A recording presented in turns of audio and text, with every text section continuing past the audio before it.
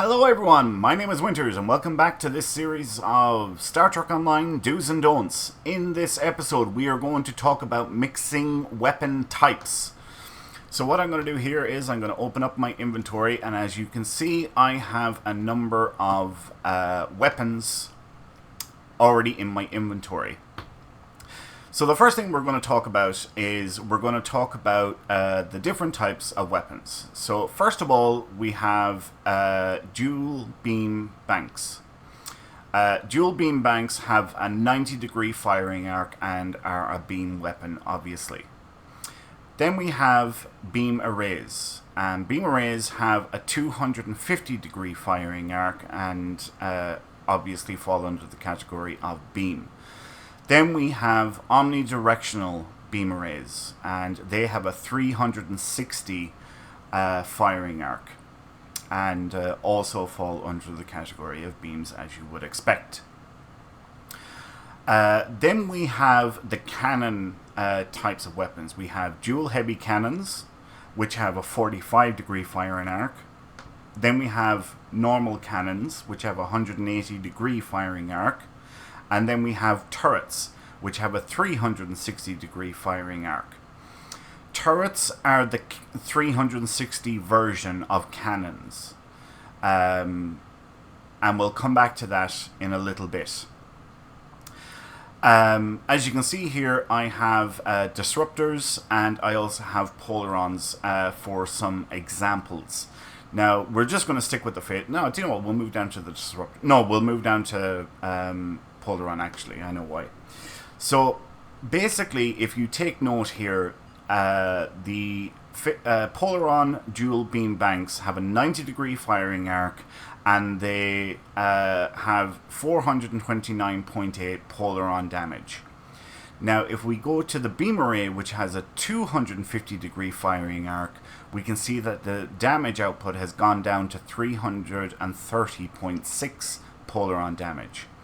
And if we look at the omnidirectional beam, or the 360-degree beam, we can see that it has gone down to 266 Polaron damage.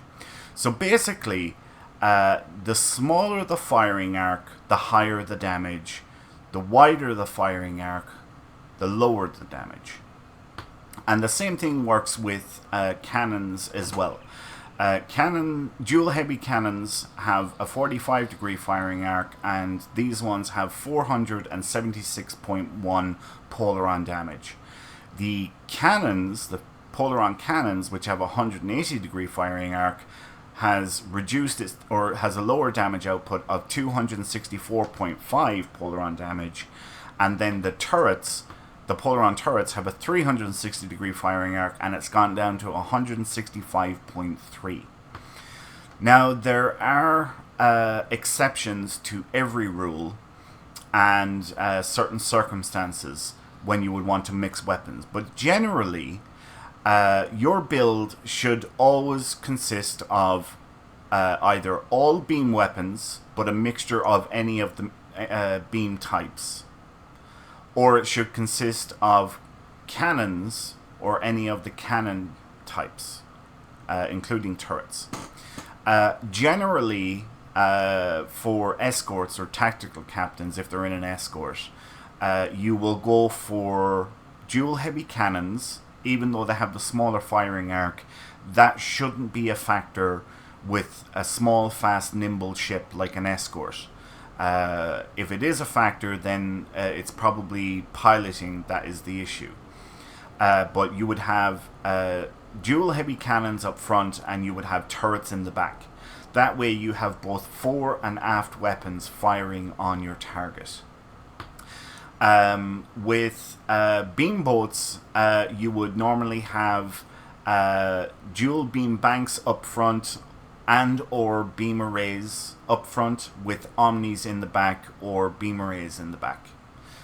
You would never have dual beam banks in the back, just like you would never have dual heavy cannons in the back, or cannons for that matter. But like I said, there are exceptions to every rule.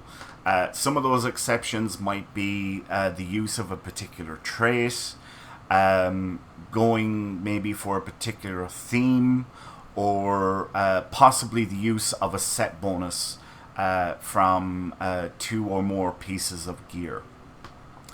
Now, one thing I do want to point out is the weapon buffs. So, for example, and another reason why you wouldn't want to mix beams with cannons is because when you use, let's say for example, beam fire at will or beam overload, those two abilities will buff all 3 of these types of weapons. Beam fire at will boost dual beam banks, it'll boost beam arrays, and it'll boost omnidirectional beam arrays. Beam overload will do the same, just as beam fire will also.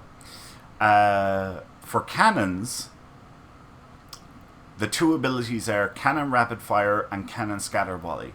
Cannon scatter volley will boost dual heavy cannons, and turrets, and cannon rapid fire will boost dual heavy cannons, and turrets. So that's another reason why, because if you put, for example, a turret onto a beam boat, in order to buff that one weapon, you will have to put a cannon rapid fire or cannon scatter volley on for one single weapon, which is not a good idea because you're not getting a very good return on investment. Whereas if they're all beams, for example, your beam fire at will or your beam overload buffs every weapon. So you're getting a great return on investment there. Just like if you have cannons and turrets on your build, or dual heavy cannons and turrets on your build, and you use cannon rapid fire or cannon scatter volley, it's buffing every single weapon. So again, you have a great return on your investment.